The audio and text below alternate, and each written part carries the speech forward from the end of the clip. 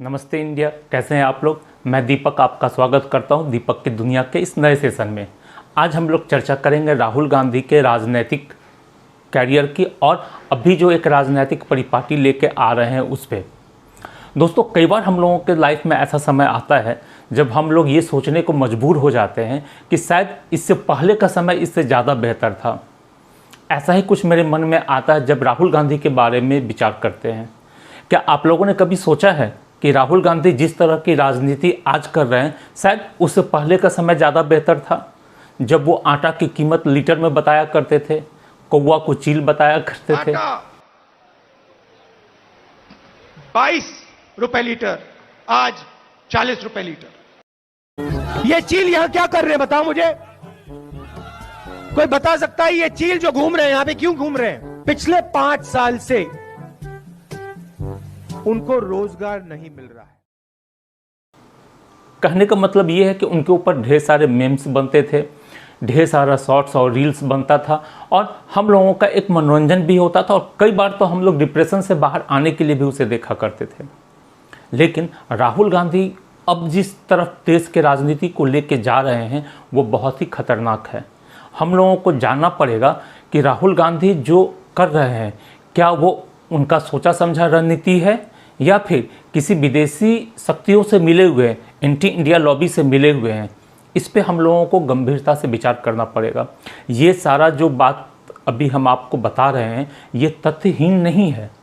सबसे पहले तो आप उनके बयानों पे गौर कीजिए, फिर उनके पिछले एक्टिविटी पे गौर कीजिए, तो पता चलेगा कि वो उन सारे मुद्दों को उठा रहे हैं जो बिल्कुल ही अप्रासंगिक हैं, या फिर उन मुद्दों को उठा रहे हैं जो उनके पिता राहुल गांधी, दादी इंदिरा गांधी या उनके परनाना नेहरू जिस चीज़ों को हमेशा काटते रहे हैं और बचते रहे हैं वो है देश को जाति में बांटने से। ये सिर्फ नेहरू का विचार नहीं था कि उन्होंने सारे मुख्यमंत्रियों को पत्र लिख के ये कहा था कि ये गलत है। ये इंदिरा गांधी का सिर्फ विचार नहीं था कि वो अपने हर इलेक्शन के भाषण में बोला करती थी कि जाति पाति हटाना है और देश को एक करना है। पहले कमजोर किया था जिससे हमने आजादी खोई, वही आज भी है जो भारत को कमजोर कर सकता है और कर रहा है। जो भाषा के नाम, प्रांतीयता के नाम, जातिवाद को लेके आपस में भाई भाई के बीच में नकली दीवारें खड़े करते हैं। मैं आपसे पूछती हूँ मेरे भाई और मेरी बहनों और प्यारे बच्चों, कौन देश है जो बिना एकता के, बिना कड़ी मेहनत के आगे बढ़ सका है?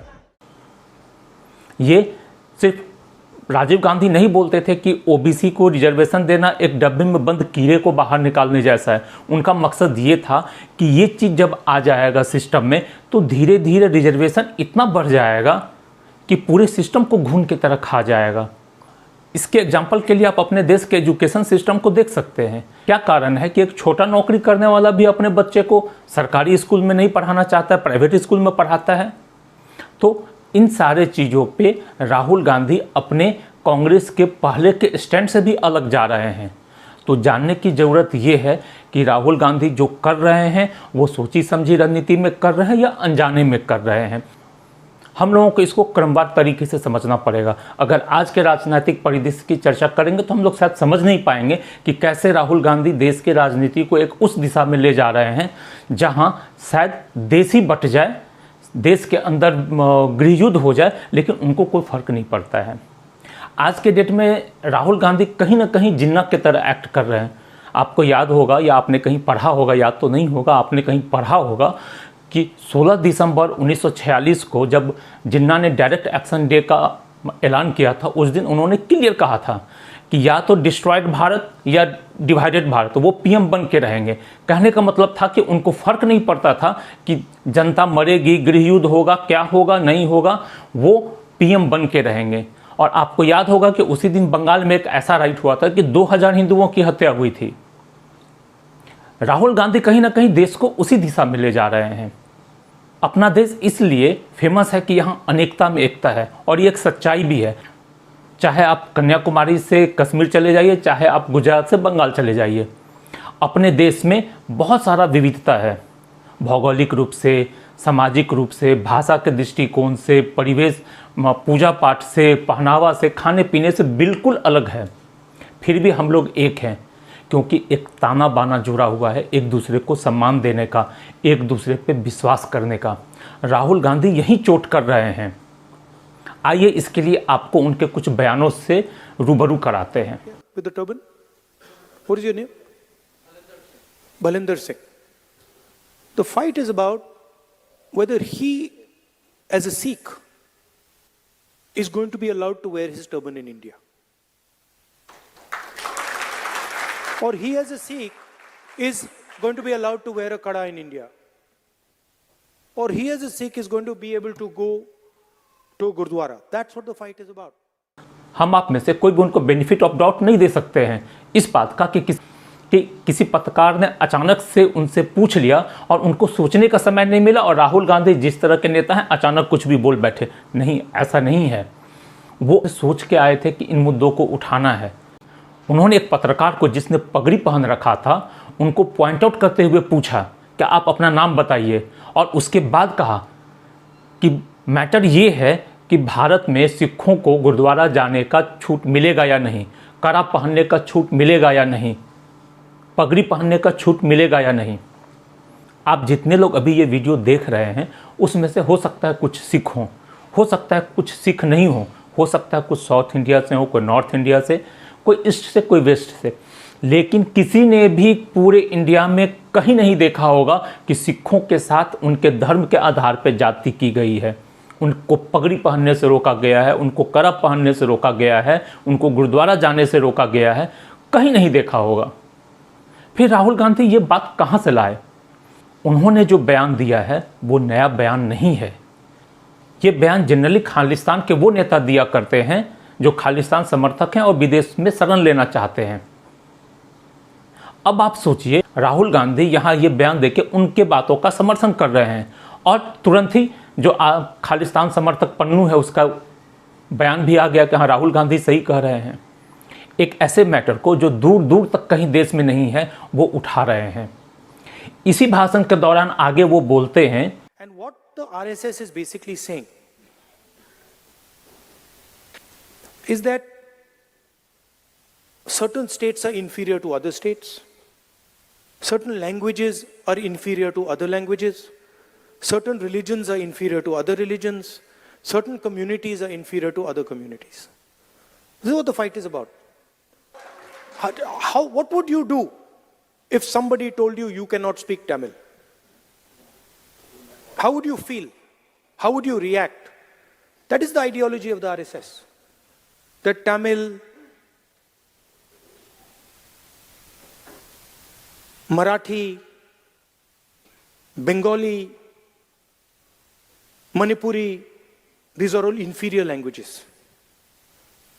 That's what the fight is about. It ends up in the polling booth. It ends up in Lok Sabha, Vidhan Sabha. But the fight is about what type of India we are going to have. अगर आप समाचार में interest रखते हैं और आप news देखा या पढ़ा या सुना करते होंगे तो आप जानते होंगे कि आरएसएस ने ऐसा बयान कभी नहीं दिया। और मराठी, आरएसएस का जब स्थापना हुआ था तो उसका पहला प्रार्थना ही मराठी में था, मराठी और हिंदी दोनों में था। फिर वो इन बातों को क्यों ला रहे हैं? गौर कीजिएगा, अपने देश में जो अनेकता का एकता जिन ताने बाने पे जुड़ा हुआ है वो उसको तोड़ने की कोशिश कर रहे हैं, सिर्फ वोट लेने के लिए। आप कहेंगे कि सब जानते हैं कि ये गलत है। नहीं, सब नहीं जानते हैं। उनको सुनने वाले में से 10% लोग ये जानते होंगे कि आरएसएस ने ऐसा कुछ नहीं कहा, और सिखों के साथ होने वाले बात पे 90% लोग जानते होंगे ऐसा नहीं होगा। लेकिन अगर 10% लोग भी विश्वास कर रहे हैं, उनमें से 5% का वोट भी उनको मिलता है तो उनका काम बन जाता है। और ये विभाजन जो लोगों के मन में वो ला रहे हैं वो तुरंत असर नहीं करता है, लेकिन धीरे धीरे एक असर करता है। हम आप उससे डिनाई नहीं कर सकते हैं। राहुल गांधी सिर्फ इतना ही नहीं कर रहे हैं, वो उकसाने और भड़काने की राजनीति भी कर रहे हैं। वो समाज को ऐसा दिखाना चाहते हैं कि देश में 4-5 लोग सिर्फ अपने हित की बात किया करते हैं। उनके एक बयान को सुनिए जो उन्होंने जय शाह के आईसीसी के चेयरमैन चुने जाने पे दिया था। सारी की सारी चीजें, सारे के सारे बिजनेस इन 3-4 लोगों को मिलते हैं। अमित शाह के जो बेटे हैं, कभी क्रिकेट बैट नहीं उठाया, वो क्रिकेट के इंचार्ज बन गए। तो 6-7 लोग देश को चला रहे हैं और सोचते हैं कि हिंदुस्तान की जनता, जम्मू कश्मीर की जनता, बाकी स्टेट्स की जनता चुप रहेगी। उनके इस बयान को सुनने के बाद ऐसा लगता है जैसे कि देश के सारे संपत्ति और पोस्ट पे देश के 4-5 लोगों ने कब्जा कर रखा है। वो निश्चित रूप से नरेंद्र मोदी, अमित शाह, अडानी और अंबानी के बारे में बता रहे हैं। ये बोलते भी है कि इसका विरोध देश करेगा। यहाँ पे राहुल गांधी आंख में आंख डाल के सार्वजनिक मंच पे झूठ बोल रहे हैं। आप में से अगर किसी को पता होगा तो आप लोग जानते होंगे कि आईसीसी के चेयरमैन का चुनाव 16 देशों की क्रिकेट कंट्रोल बोर्ड करती है और उनमें से किसी देश का भी उनके क्रिकेट कंट्रोल बोर्ड पे कोई नियंत्रण नहीं है, क्योंकि वो एक गैर सरकारी संस्था है। फिर राहुल गांधी ऐसा क्यों बोल रहे हैं? वो ये भी बोलते हैं कि जैसा कभी क्रिकेट नहीं खेले। क्रिकेट तो कभी शरद पवार भी नहीं खेले थे। क्रिकेट से तो दूर दूर तक नाता राजीव शुक्ला का भी नहीं था। क्या वास्तव में राहुल गांधी को ये पता नहीं है, या पता है लेकिन वो लोग को उकसाने के लिए, या पता है और वो लोगों को उकसाने के लिए ऐसा बोल रहे हैं? अगर राहुल गांधी को पता नहीं है तो उनको सार्वजनिक जीवन में आना ही नहीं चाहिए। अगर उनको पता है और वो जानबूझ के जनता को भड़काने और उकसाने के लिए बोल रहे हैं तो ये बहुत गलत चीज़ है, इससे बचना चाहिए। उनके कुछ बयानों को देखिएगा तो ऐसा लगेगा जैसे देश आज़ादी 2014 में हुआ है, अब नरेंद्र मोदी पहले पीएम हैं। आप कहेंगे ऐसा क्यों? उनका एक वीडियो आपके ध्यान में होगा जहां वो एक मोची से मिलते हैं और उसके बाद वो अपने एक बयान में बोलते हैं, जो एक मंच से बोलते हैं, मैं जाति जनगणना राजनीति के लिए नहीं कर रहा हूं। ये आप मत सोचिए, मुझे इसमें इंटरेस्ट नहीं है। मैं पता है क्यों कर रहा हूं? क्योंकि मुझे, जब मैंने हजारों लोगों से बात की है, जब मैंने उस मोची भाई से बात की ना, और उसने मुझे बताया कि किसी ने मेरी इज्जत नहीं की लाइफ में, मैं इस बात को एक्सेप्ट नहीं कर सकता। मैं इस बात को एक्सेप्ट करने को तैयार नहीं हूं कि हिंदुस्तान में ऐसे लोग हैं जिनके पास हुनर है, एक्सपीरियंस है, समझ है, मगर रिस्पेक्ट नहीं। मैं इसको एक्सेप्ट नहीं कर सकता। बाकी लोग एक्सेप्ट कर ले, मुझे कोई फर्क नहीं पड़ता। तो मेरे लिए ये औजार है। अब हम आप यहाँ पे उनसे पूछे तो कि आखिर 2014 से पहले मोचियों का सम्मान हुआ करता था। मैं किसी के भावना को ठेस नहीं पहुंचाना चाहता हूं, लेकिन जितने भी इस तरह के कारीगर हैं, प्लम्बर हैं, मोची हैं, इलेक्ट्रिशियन हैं, धोबी हैं, नाई हैं, अगर इन लोगों का 2014 से पहले काफ़ी सम्मान था और नरेंद्र मोदी के सरकार आने के बाद इनके सम्मान में कमी हो गया, तो राहुल गांधी बताएं कि कैसे। और वो ये भी बताएं कि जातीय जनगणना कर लेने के बाद जब उनको पता चल जाएगा कि मोचियों का या प्लम्बर का या लोहार का या नाई का बहुत सारी जाति अपने देश में है, तो आखिर इन लोगों का सम्मान कैसे बढ़ाएंगे? वो कोई विजन तो होगा। जब उनके नेताओं से कभी पूछा जाता है तो उनको खुद पता नहीं है। आप सहमत हो या ना हो, नरेंद्र मोदी ने गुजरात मॉडल के बल पे 2014 का इलेक्शन लड़ा था। कहने का मतलब कि उनके पास कोई विजन था। वो गलत या सही हो सकता है, हम आप उससे सहमत और असहमत हो सकते हैं, लेकिन वो उस विजन को लेकर देश के सामने आए। नरेंद्र मोदी के तरह राहुल गांधी भी आए। वो कुछ भी उस राज्य में नहीं करेंगे जहां वो शासन में हैं, वो हमेशा नए राज्य में करेंगे या केंद्र में सरकार में आने के बाद करेंगे। अभी आपने उनका हरियाणा में बयान सुना होगा, वो गारंटीड एमएसपी देने की बात करते हैं। कोई उनसे पूछे तो सही, आखिर कर्नाटक वालों ने, तेलंगाना वालों ने, हिमाचल प्रदेश वालों ने क्या अपराध किया है? या जिन राज्यों में वो अभी हाल तक शासन में थे, छत्तीसगढ़, राजस्थान, मध्य प्रदेश, उन लोगों का क्या दोष है? उनको किसने आके ये कहा कि जब वो केंद्र सरकार में आएंगे तभी लागू करेंगे, या जिस राज्य में इलेक्शन रहेगा वहीं लागू करेंगे? राहुल गांधी के पास कोई विजन नहीं है, वो सिर्फ देश को उकसा और भड़का रहे हैं।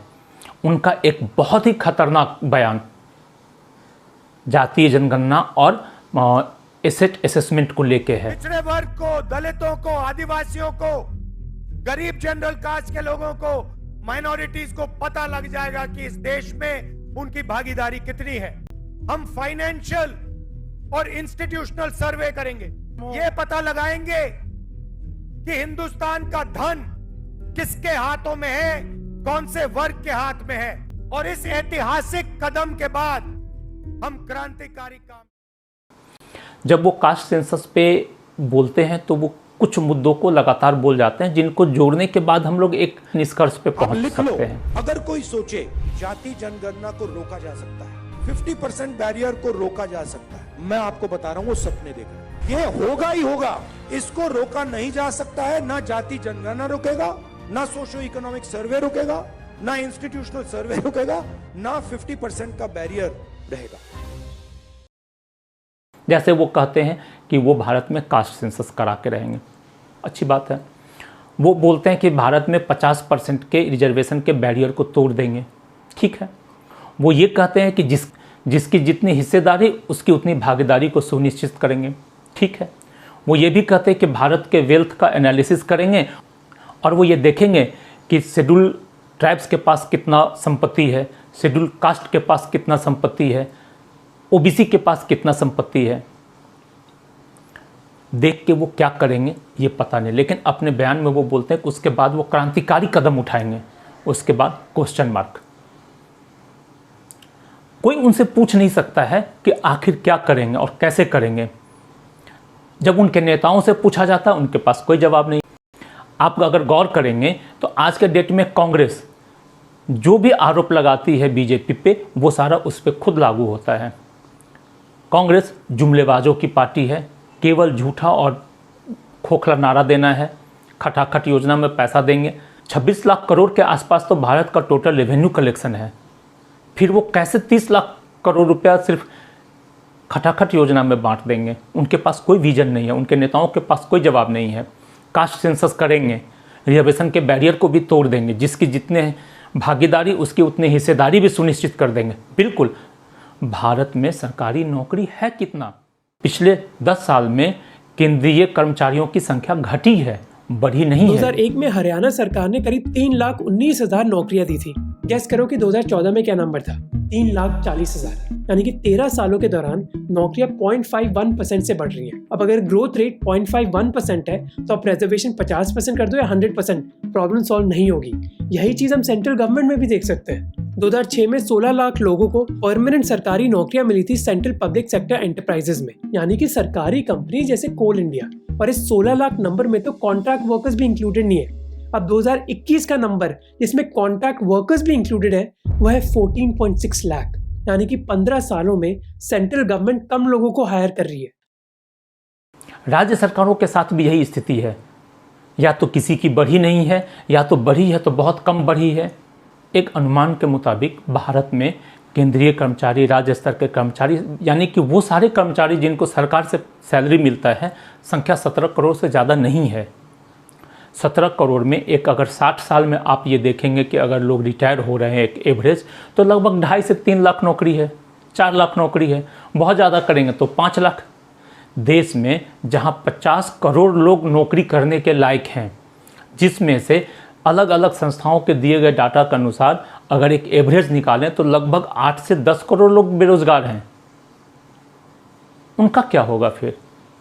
चाहे आप किसी एक जाति को ही सारा रिजर्वेशन दे दें, क्या होगा? ये एक जीरो सम गेम है। नौकरियां उतनी ही हैं, चाहे आप थोड़ा थोड़ा करके 10 जाति में बांट दें या किसी एक जाति को दे दें, वो काफ़ी नहीं है। 5 लाख नौकरियों के विरुद्ध 10 करोड़ युवा खड़े हैं नौकरी के लिए। तो आप रिजर्वेशन के बैरियर को घटा दें, बढ़ा दें, तोड़ दें, सब में बांट दें, किसी एक को दे दें, इस समस्या का हल ये नहीं है। लेकिन राहुल गांधी को इससे कोई फर्क नहीं पड़ता है, उनको पीएम बनना है। राहुल गांधी ऐसा क्यों कर रहे हैं? अगर वो पीएम बनने के लिए कर रहे हैं तो भी बहुत खतरनाक है, लेकिन उनके पिछले कुछ एक्टिविटी को देखिए तो आप पाएंगे कि कहीं ना कहीं Rahul Gandhi anti India lobby से मिली हुई हैं। सबसे पहले तो आप ये जान लीजिए कि जॉर्ज सोरस ये एक ऐसा व्यक्ति है जो खुल के भारत का विरोध करता है।